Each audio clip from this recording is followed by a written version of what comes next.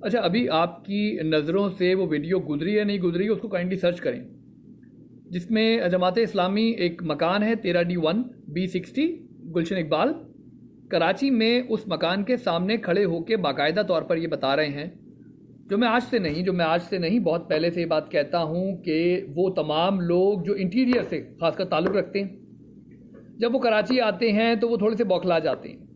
अच्छा, सिर्फ इंटीरियर से नहीं बल्कि चाहे वो पंजाब हो, चाहे वो सूबा सरहद हो, चाहे वो बलूचिस्तान हो, कराची को लोग एक मफतूहा इलाका समझते हैं। और जो कराची में लोग पैदा हुए होते हैं उसमें, चाहे पैदा होने वालों में चाहे सिंधी हो, उर्दू हो, पंजाबी हो, पठान हो, उनकी जो तबीयत है वो इंतहाई मुख्तलिफ होती है, वो अडाप्ट कर रहे होते हैं एक दूसरे को। बाकी ये वाली पब्लिक जो होती है, तो अभी हमने देखा कि जी वो एक सो कॉल्ड एक वकील है, वो बाकायदा गन लेके, क्योंकि इंटीरियर से आया है तो वो बाकायदा गन लेके लोड करके जी फायर भी करता है। अच्छा, फिर ऐसे लोगों को जब कोई बैलेंस नहीं कर पाती ना इक्वेशन, तो फिर आपकी एजेंसियां, जिनको हम लोग कहते हैं ना कि नामालूम नामालूम नामालूम, तब वो नामालूम अफराद अपना पता लिख कर जाते हैं, छोड़ कर जाते हैं, और फिर आपको मालूम होता है कि जी गुलिस्तान जौहर में सुबह 8 बजे एक वकील अपने बच्चों को छोड़कर वापस आ रहा था, उसको मार दिया जाता है।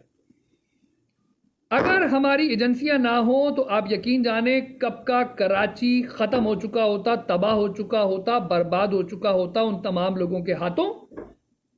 जो कराची को आज भी एक मफतूहा इलाका समझते हैं। ये जो बैलेंसिंग ऑफ द इक्वेशन है ना, ये अगर कोई लिखता है तो एट द एंड जाकर, अगर कोई लिखता है तो पाकिस्तान की एजेंसियां लिखती हैं। अदरवाइज आप उस वकील को देखेंगे किस तरह से वो चैम्बर करता है, किस तरह से वो फायर करता है, और उसके बाद सिर्फ एक जमात इस्लामी वो तंजीम है जो B60 के ऊपर खड़े होकर, वहां खड़े होकर एलानिया तौर पर ये बताती है कि आओ। तो दैट इज दी ओनली तंजीम आप कह सकते हैं जो बदमाशों के खिलाफ, लफंगों के खिलाफ, या फिर जब ये तंजीम हटती है तो फिर आपकी एजेंसियां उस इक्वेशन को बैलेंस करती हैं। तो यहां से वो कहानी बड़ी इंपॉर्टेंट हो जाती है कि वो लोग जो कहते हैं ना भाई गुमशुदा, तो ना सिर्फ इन लोगों को गुमशुदा करना पड़ता है, बल्कि वही वाली बात, जो बसों में बैठकर आते हैं उनको एम्बुलेंस में भेजना पड़ता है वापस, सिर्फ इस वजह से कि आप उनकी बदमाशियां देखें, आप उनकी कहानियां देखें। तो वही वाली बात है कि जब आप उनकी डिग्रियां वेरीफाई करते हैं तो पता चलता है भाई डिग्री के नाम पर तो उसके पास कुछ है ही नहीं। एक लैंग्वेज होती है जो वो खड़े होकर अदालत में बताता है।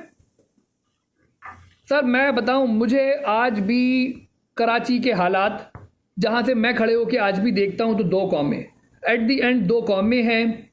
और वो वाली कौम प्रिफर करती है कि जी हम रहेंगे और वो नाजुक वाली कौम रहेगी। अदरवाइज इनकी औकात नहीं है कि पठानों को, पंजाबियों को, बलोचों को मुंह दे सकें।